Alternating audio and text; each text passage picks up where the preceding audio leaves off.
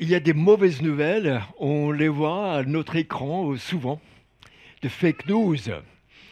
Et Dieu veut nous donner ce matin de bonnes nouvelles.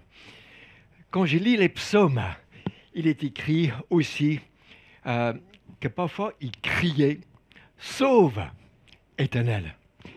Et quand je regarde un peu la culture autour, je ne peux, en connaissant Dieu, m'empêcher de vouloir que Dieu, dans sa bonté, dans sa grâce et dans sa vérité, intervienne pour bénir, pour guérir, pour restaurer. C'est le cri de mon cœur. Et je vous invite à nous tourner ce matin vers Jésus, parce que c'est justement lui qui montre, qui fait partie de cette clé, ce témoin qu'un Dieu éternel et infini descend. Il vient, même il s'incarne. Et puis on va voir jusqu'à quel point il s'est impliqué dans ce monde, et particulièrement pour un peuple. Donc Jésus qui vainc le problème derrière les problèmes, c'est une forme d'ignorance de Dieu, de rébellion, d'autosuffisance qui rejette Dieu et qui assume ce qu'on ne peut pas nous-mêmes gérer. Le texte est tiré de 1 Jean, chapitre 3. Tous ceux qui pratiquent le péché violent la loi, puisque le péché, c'est la violation de la loi. Or, vous le savez, Jésus s'est manifesté pour enlever nos péchés. Il n'y a pas de péché en lui. Ceux qui demeurent en lui ne pêchent pas. Si quelqu'un pêche, il ne l'a pas vu et ne l'a pas connu. Celui qui commet le péché est le diable. Car le diable pêche dès le commencement. Le Fils de Dieu s'est manifesté afin de détruire les œuvres du diable. Quiconque est né de Dieu ne commet pas le péché, parce que la semence de Dieu demeure en lui. Il ne peut pas pécher. Il est né de Dieu. C'est-à-dire, Dieu voit les problèmes et il a agi et il dit qu'il y a une forme de nuisance au fond qu'on doit traiter pour être vraiment libre, pour être heureux, pour vivre vraiment pleinement la vie qu'on aspire à vivre. Et donc, la solution est en Jésus. Et c'est lui qui débloque, déverrouille les problèmes derrière les autres problèmes.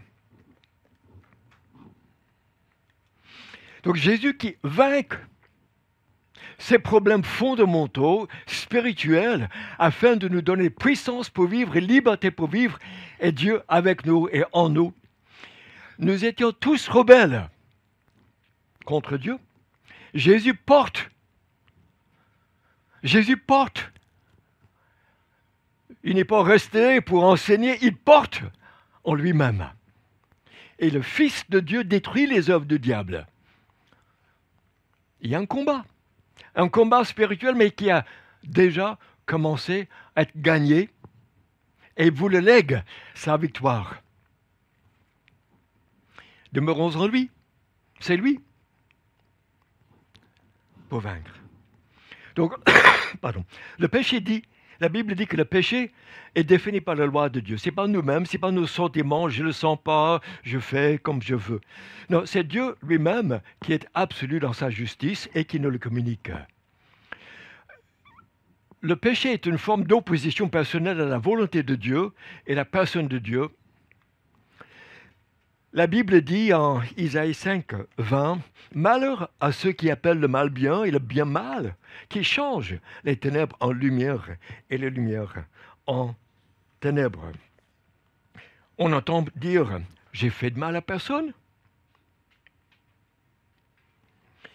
J'ai décidé ce qui est bon pour moi et pour les autres. » Mais c'est ça, l'essence du péché, c'est cette forme de vouloir prendre la place de Dieu. Alors, Dieu, quand il a libéré son peuple, il leur a donné la Bible, les 10 commandements. pour vivre avec lui. Si vous écoutez mes règles, dit, si vous les respectez et les mettez en pratique, l'Éternel, ton Dieu, gardera envers toi l'alliance, la bonté qu'il a promise avec serment. L'idée, c'est qu'on marche tête haute avec lui, avec un Dieu qui nous guide et qui marche avec nous comme un ami, mais comme un Seigneur et comme un guide et comme un sauveur. Et il ajoute, tous ne se sont pas rebellés contre Dieu. Les Esquimaux ont une cinquantaine, une centaine de mots pour neige.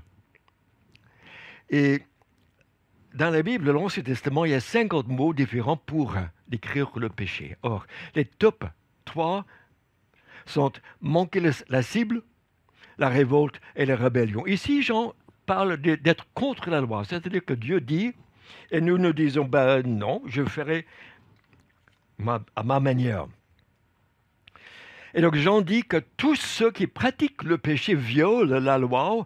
Le grec, c'est anomos, c'est privatif. C'est non, la loi, non, moi, oui. Puisque le péché, c'est la violation de la loi. C'est la non-observance, la révolte, l'anarchie, la volonté, la désobéissance, de mettre ses propres idées comme supérieures à celles de Dieu. Et de dire Dieu peut l'exiger, mais moi, je peux faire autrement. Et l'anarchie remplace donc la loi de Dieu par mes désirs. Et je deviens donc une loi pour moi-même. Je vous ai parlé des dieux et reparlé inlassablement, et vous ne l'avez pas écouté. C'est une façon de l'anomie, qui dit, je dédaigne l'idée de Dieu. Et même il se peut qu'on refuse de croire en Dieu, simplement parce que je préfère croire en moi-même. Ce que me dit Dieu me révolte. Je peux faire mon propre chef, donc je prétends comme si il n'y a pas. La Bible dit donc que tous sont sous la domination du péché, comme cela est écrit, il n'y a pas de juste, pas même un seul. Aucun n'est intelligent, aucun ne cherche Dieu. Tous se sont détournés, ensemble et se sont pervertis. Il n'y en a aucun qui fasse le bien, pas même un seul. Nous étions par nature voués à l'échec, à la colère. Et depuis ma naissance, David, le roi, a dit, je suis coupable. Quand ma mère m'a conçu, j'étais déjà marqué par le péché. My Way, de Frank Sinatra, est donc une reprise en anglais de la chanson par Claude Françoise, comme d'habitude. Claude François, pardon, comme d'habitude. Et donc, c'est la chanson la plus exportée du monde. Ça sonne avec les cœurs. Je le ferai à my way, à ma manière, et les revenus annuels sont 1 million d'euros encore. Péché, encore, c'est de la nature humaine. C'est-à-dire que c'est profondément enraciné. On vit avec, et puisque Dieu nous en parle, il a une chance d'en être libéré, de faire une distance avec, de vaincre. Parce que sinon, on est tellement habitué, on ne le voit pas. La nature humaine tend vers la mort, tandis que l'esprit tend vers la vie et la paix. En effet, la nature humaine tend la révolte contre Dieu, parce qu'elle ne se soumet pas à la loi de Dieu. Elle n'en est même pas capable, dit l'apôtre Paul. Or, ceux qui sont animés par leur nature propre ne peuvent pas plaire à Dieu. Donc, Augustin dit, la race humaine a perdu la possibilité de ne pas pécher. Quoi qu'on fasse, on fait ses petits choix, ici-bas, mais d'une manière sans Dieu ou contre Dieu. Mais il y a un salaire, il y a un prix d'une séparation de la source de la joie, de la source de la vie. Le salaire donc du péché, toute personne qui commet le péché est esclave. Tous ont péché et sont privés de la gloire. Le salaire du péché, c'est la mort. Et la colère de Dieu se révèle. Le point pour une guérison, c'est un beau diagnostic du problème. Le problème, derrière les problèmes de ce monde, est une forme de rébellion, une forme de déni par rapport à ce qui est bon et juste et sain et pur, comme on peut vivre, comme on le souhaite vivre. Et ça commence donc par simplement reconnaître que Dieu qui dit que nous avons tous péché, que c'est profondément enraciné dans nous, dans nos choix, quelque part, c'est un point de délivrance pour reconnaître, pour dire merci. Au moins je vois qu'il y a un problème derrière les problèmes. Jésus s'est manifesté pour enlever nos péchés. Donc, il n'est pas resté caché, il n'est pas resté depuis l'éternité. C'était le projet de Dieu, le plan de Dieu pour l'envoyer. Et donc, il s'est manifesté. Or, si on va plus loin, il se manifeste par sa grâce et par son esprit et par sa parole, par son peuple aux autres. Parce qu'il ne veut pas qu'on vive loin de la source de la vie ou condamné à des influences néfastes qui oppriment ou qui détruisent nos vies. Il est venu, il s'est manifesté pour dire autre chose, pour qu'on vive correctement et bien et libre. Il s'est manifesté pour enlever. Enlever, c'est porter sur lui-même. C'est pas enlever à bras de corps, c'est enlever dans sa propre personne sur la croix, parce qu'il n'y avait pas de péché en lui. Tu lui donneras le nom de Jésus, on lui a dit à Marie, car c'est lui qui sauvera son peuple de ses péchés. Jésus, Yeshua, du verbe en grec, en hébreu, oint et sauveur. Voici l'agneau de Dieu qui enlève le péché du monde, l'introduction de Jean-Baptiste qui prépare. Et Jésus de lui-même qui prévient qu'il sait son identité ici-bas, sa raison d'être, c'est pour enlever.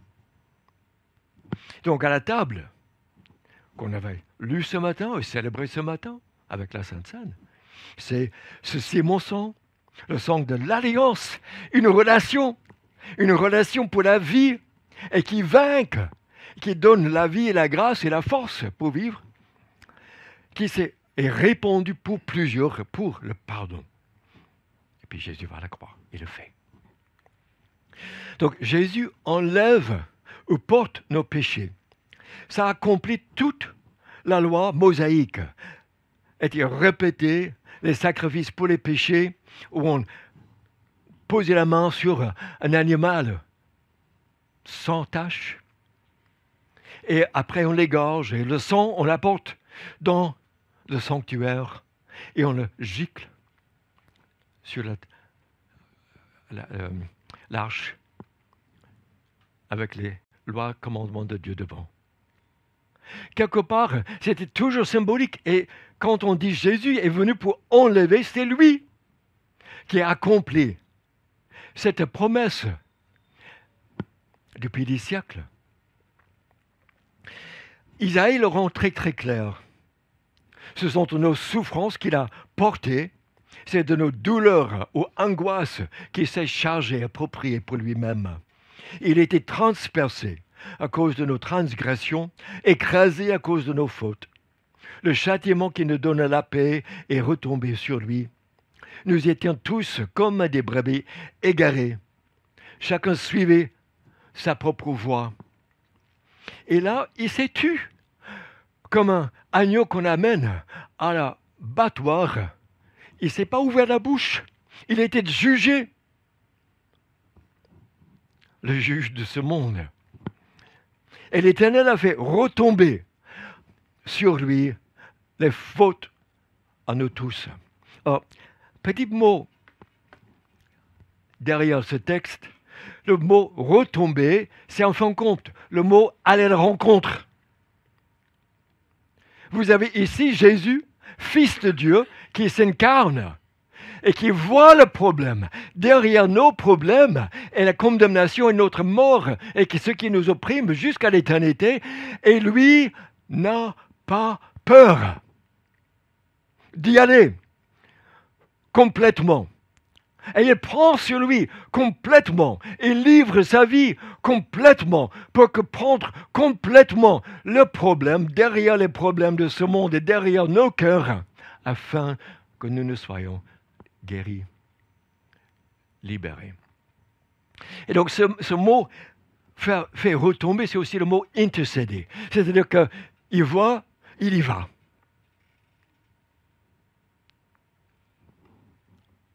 Sur nos fautes, les iniquités de nous tous. Il se chargera de leurs iniquités, leur anomie, leur rébellion, leurs anarchies. Il a été compté parmi les criminels parce qu'il a porté le péché de beaucoup d'hommes et il est intervenu encore. Il y va complètement en faveur des coupables. Il n'y avait pas de faute, pas de péché en lui, disent Pierre et Jean qui le connaissent. Et donc, Paul le dit avec une synthèse, celui qui n'a pas connu le péché, il a fait devenir péché. Je pose ma main, ma foi, par la foi, sur le Fils de Dieu incarné pour moi, et lui absorbe mes péchés. Henri Blocher, le théologien, a dit « C'est l'époux à qui seul appartient l'épouse. Il s'est livré lui-même pour elle.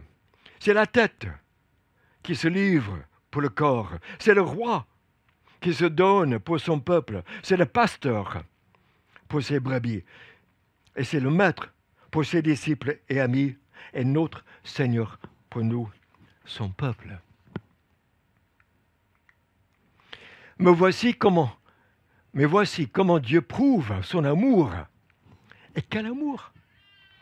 Un Dieu incomparable, gracieux, saint et pur, et qui se fait complètement détruire en Christ, est un amour pour nous, pour moi, rebelles que nous sommes, afin que nous devenions justice de Dieu. Christ est mort, il est pour nous. Alors ce matin, le message résonne à toujours et sera toujours pour l'éternité. Et Dieu est pour nous. Il est profondément pour nous. C'est lui qui prend, pas à distance, mais en lui-même, par amour, un si grand amour, nos péchés, nos rébellions, afin que nous-mêmes, nous soyons à la fois pardonnés, mais reconnectés avec la source de la vie et de cet amour qui n'a pas peur de ses problèmes. Et derrière, les problèmes. Donc Jésus, juste, il porte, il enlève. Il a fait preuve d'une obéissance parfaite à la place de nos rébellions. Il intervient, il va à l'encontre, il ne fuit pas, il ne s'égare pas, il y va. C'était pourquoi il est né. Il est devenu péché, il donne sa vie en rançon, il est purifié de tout péché. Comment répondre?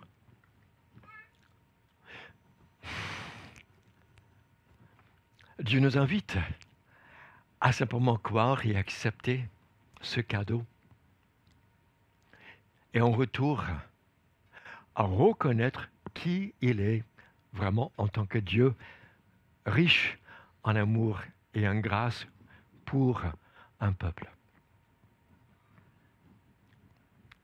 Et puis, dans cette liberté de jouer de son amour et de sa bonté devant lui, et de le remercier, et puis de le connaître, pour que petit, par sa présence, par cette proximité, nos cœurs rebelles, autonomes, apprennent à lui faire confiance.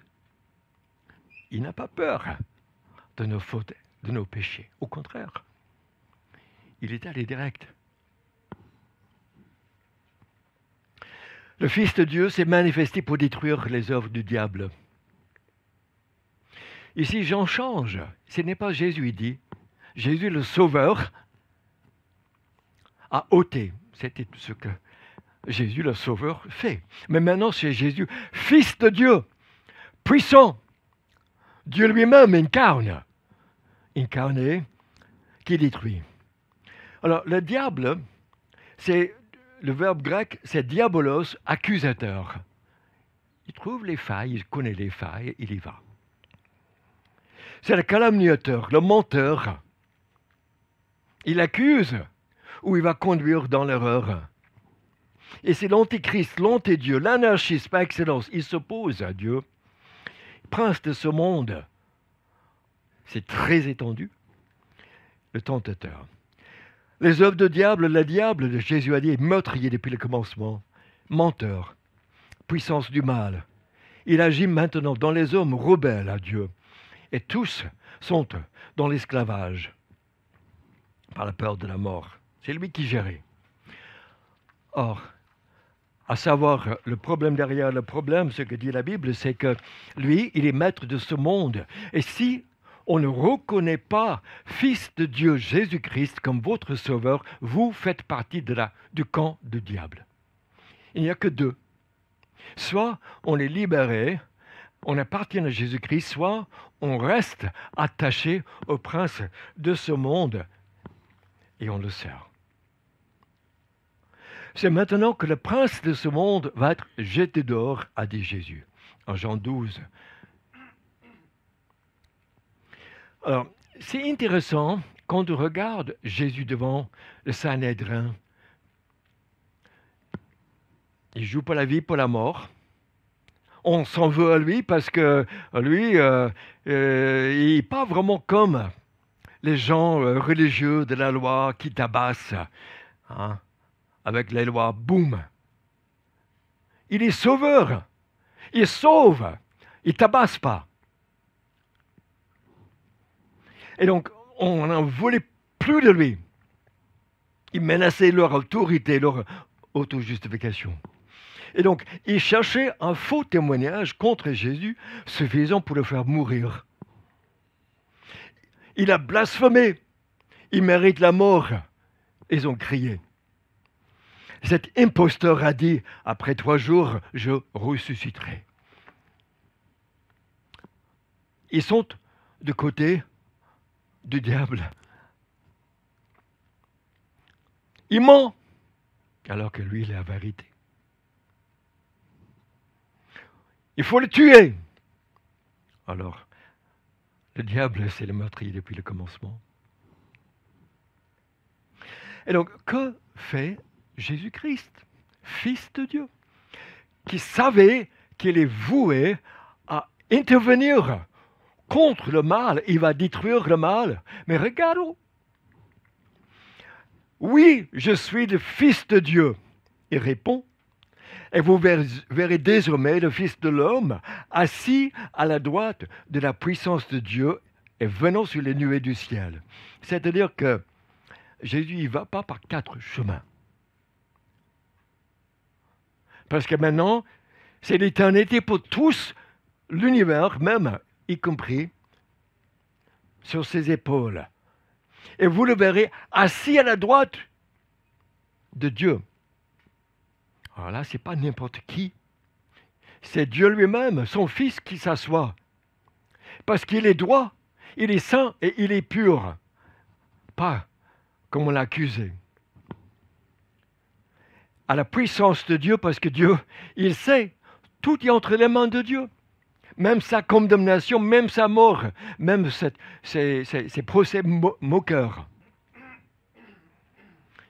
Et vous le verrez aussi, venons. Ce n'est pas la fin.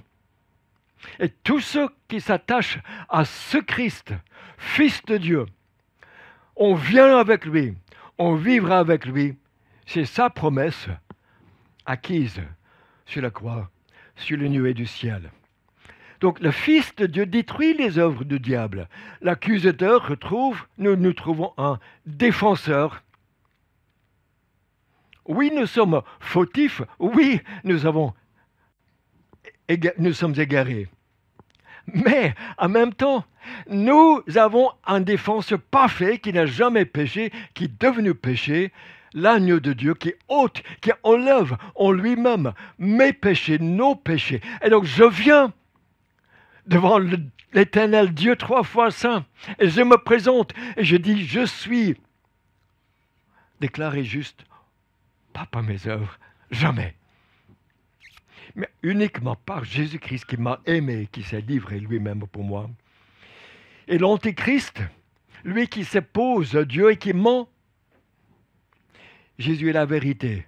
Je connais la vérité. Nous connaissons la vérité par sa parole et par son esprit qui habite en nous, qui l'avons reçu. Il s'explique en nos cœurs de l'intérieur et nous ne coulerons pas. Même accusés, même reculés, même à pousser, si on peut être déstabilisé dans l'erreur. Le prince de ce monde n'est pas mon prince. Moi, je sers un roi éternel, un roi qui s'est humilié. C'est humilié pour moi. Et le tentateur, je peux le résister, je peux ne pas tomber, je peux vivre avec dignité et droiture, comme Dieu me le demande, parce que j'ai un bon berger qui se livre et qui m'accompagne et qui me protège. Donc nous pouvons vaincre le diable par la foi dans le Fils de Dieu, nous donne la parole, il nous a délivrés de la puissance des ténèbres et nous a transportés dans le royaume de son Fils. Jésus a dit, prie, délivre-nous du mal. On a la prière. L'apôtre Paul a été envoyé pour délivrer du royaume de Satan. L'apôtre Paul dit aussi de nous revêtir des armes de Dieu. On apprend à combattre. On apprend à vivre. Et à nous soumettre à Dieu. Et résister au diable, qu'il fuira. Question des gens. On est dans une famille ou l'autre. C'est cela que les enfants de Dieu et les enfants de diable sont manifestés. Jésus s'est manifesté pour nous ôter les péchés. Le Fils de Dieu s'est manifesté pour nous afin de détruire les subterfuges, les mensonges, les attaques, les calomnies du diable. Et maintenant, Jean dit, aussi, on sera manifeste. Et quand il revient, il sera clair, et même dans cette vie, à qui on appartient. L'un ou l'autre. Il n'y a que deux familles spirituelles. Quiconque ne fait pas la justice, dit Jean, n'est pas de Dieu, et tout comme cela, celui qui n'aime pas son frère. Bref, Jésus dit, vous les connaîtrez par le fruit. Ceux qui me disent Seigneur, Seigneur, n'entreront pas tous dans le royaume des cieux, mais seulement celui qui fait la volonté de mon Père céleste. Alors, celui qui naît de Dieu, dit Jean, et qui demeure en Christ, ne pêche pas. Alors, ceux qui sont nés de Dieu, donc, ils donnent le moyen de cette victoire, acquise en Christ, avec le Christ, ils sont dans le Christ, ils suivent le Christ, victorieux pour l'éternité. Tout ce qui est né de Dieu remporte la victoire contre le monde. Et la victoire, c'est votre foi.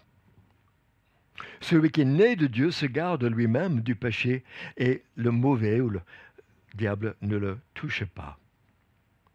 Alors, un né de Dieu ne peut pas pécher, dit Jean, dans le sens où naître de Dieu, il y a un commencement.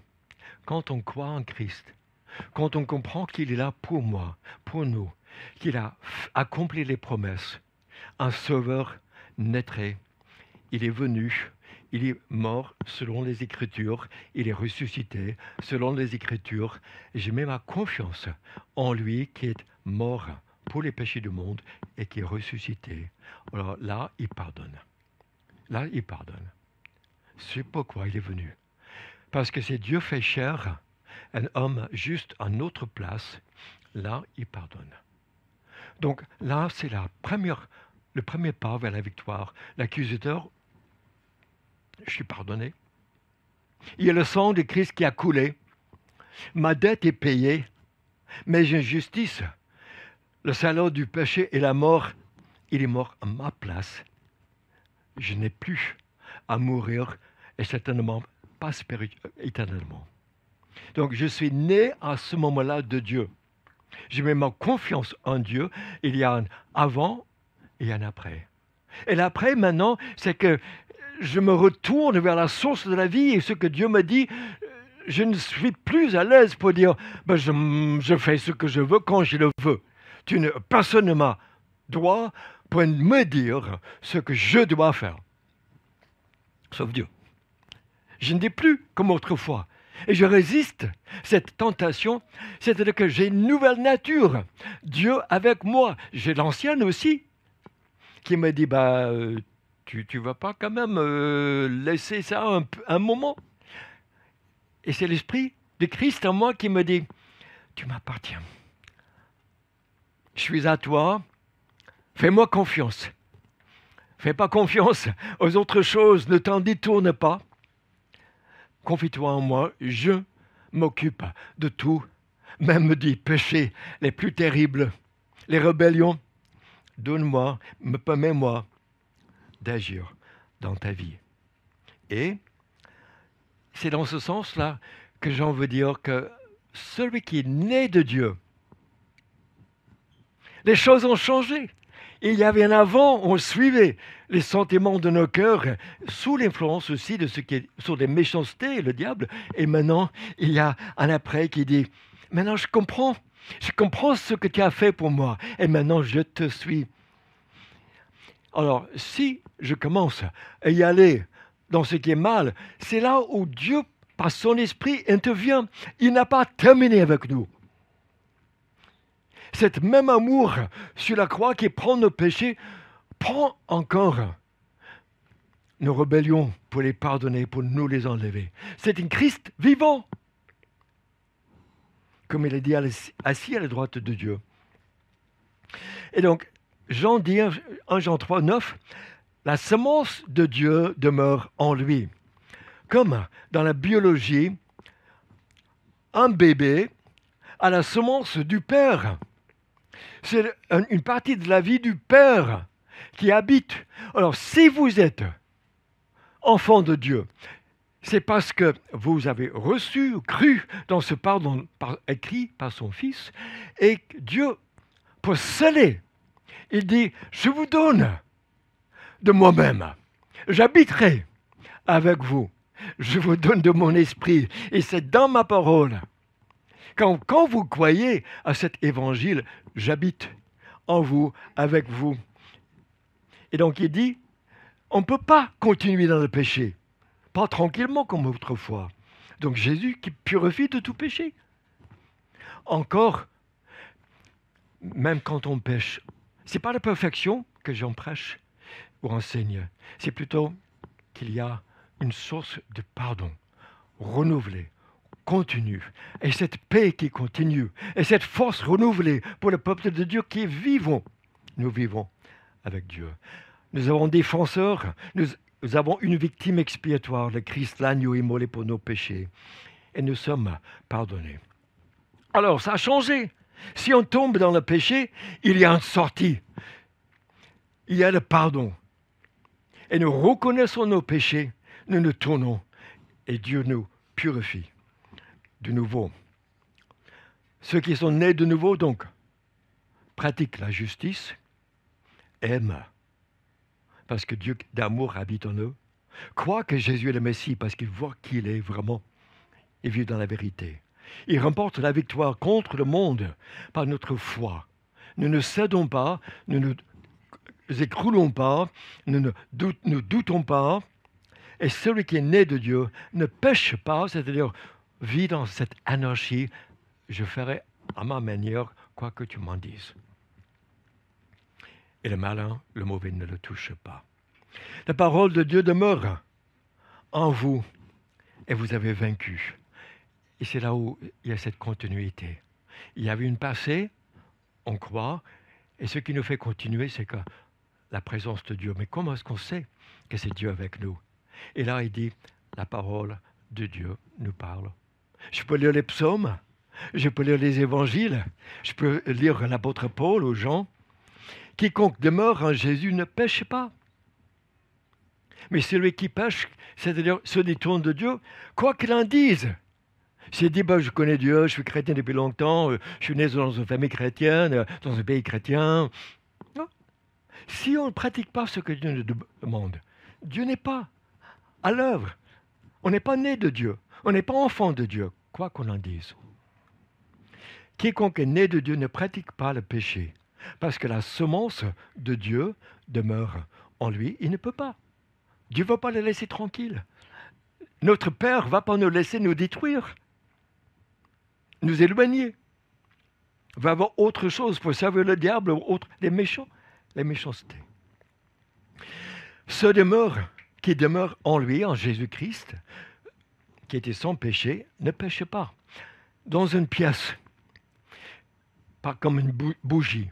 Or, si la bougie quitte la pièce, c'est la lumière. Je vais avec le Christ, il est ma lumière. Là où il va, moi je vais. Je ne vais pas vivre dans les ténèbres, je ne vais pas vivre dans des choses mauvaises. C'est pas comme si Christ quitte et la lumière reste. Je ne suis pas le Christ et sa lumière, oui, je l'avais autrefois un peu, non, mais on le suit, on demeure en lui. Si quelqu'un pêche, il n'a pas vu, il n'a pas connu, dit l'apôtre Jean.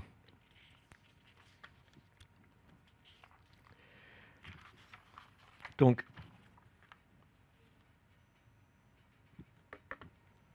Jésus a vaincu. Derrière les problèmes de ce monde, derrière les guerres, les rébellions, les tueries, les armes à l'école, les armes blanches, le changement climatique, etc. Il y a d'autres problèmes. Le problème de fond, c'est qu'on se rebelle, on se détourne du Créateur, de Dieu qui crée, qui met en place, qui aime, et il n'est pas resté indifférent. Il nous dit qu'il y a un problème derrière les problèmes, et c'est qu'on l'a délaissé, on l'a abandonné, on s'est rebellé sciemment, on fait fi de ce qu'il nous dit. C'est le problème du cœur humain qui est répandu et qui est vraiment au fond. De deux, Jésus porte. Comme on l'a vu, il porte pas à bras-le-corps, ni sur son dos, mais il a porté vraiment dans tout son être, mort, maudit, à notre place, condamné. Il a bu toute la colère de Dieu. Il a porté. Il a détruit en lui-même notre condamnation et nos péchés. On peut donc faire appel à lui. On peut donc lui permettre d'agir encore et encore et encore, parce qu'il porte, c'est son nom, Jésus. Il sauvera son peuple de leur péché. Fils de Dieu, détruit les œuvres du diable, dit Jean. Le diable qui accuse, qui calomnie, qui conduit dans l'erreur et qui veut donc qu'on se rebelle. Jésus parfaitement a agi pour obéir, et encore son esprit, sa semence, sa personne, sa nature en nous, nous libère de cette mauvaise tendance, un cœur qui se rebelle, pour qu'on vive bien, qu'on vive dans la paix, qu'on vive dans la force, qu'on ait une nouvelle orientation, un cœur nouveau pour pouvoir écouter et plaire et vivre et contribuer vraiment dans un monde en désarroi. Et puis finalement, Jean nous dit demeurons. Demeurons en lui. Lui qui nous comprend, lui qui nous aime, lui qui nous relève. Parce que c'est vraiment qui il est pour nous aider à vaincre. Je vous invite à prier. Père éternel, énorme merci pour Jésus-Christ. On entend parler, aujourd'hui on peut en lire dans sa parole, mais un jour on sera face à face. Et c'est là où l'apôtre Jean dit que quand il sera manifesté de nouveau, qu'on n'ayons pas honte devant lui, mais qu'on ait liberté, parce qu'on l'a suivi, parce qu'on le connaît, Parce qu'on est son enfant, on n'est pas de ce monde, on n'est pas du diable, on n'est pas ceux et celles qui régiment contre lui pour suivre nos propres cœurs, nos mauvais péchants qui vont pas vraiment nous satisfaire, vraiment. Mais au contraire, nous avons compris par ton esprit, par ta parole, qui Jésus est, et ce qu'il a fait, et ce qu'il fera encore. Chaque fois qu'on vient à lui, il enlève le péché, il pardonne. Et chaque fois, il nous redit que nous sommes dans sa puissance, vainqueurs sur l'accusateur, sur le tentateur, sur l'ennemi de nos âmes et de toi-même, afin que nous de donner des âmes, une puissance nouvelle, une vie nouvelle, un cœur nouveau, pour vivre dans son royaume, pas sous le royaume du mal, du malin. Donc nous te remercions. Et aide-nous à demeurer en toi. Chaque jour, à nous tourner vers toi pour être renouvelés, pour revivre près de toi par ta parole. Ceci, nous te le prions parce que c'est ce que tu dis dans ta parole. Au nom de Jésus.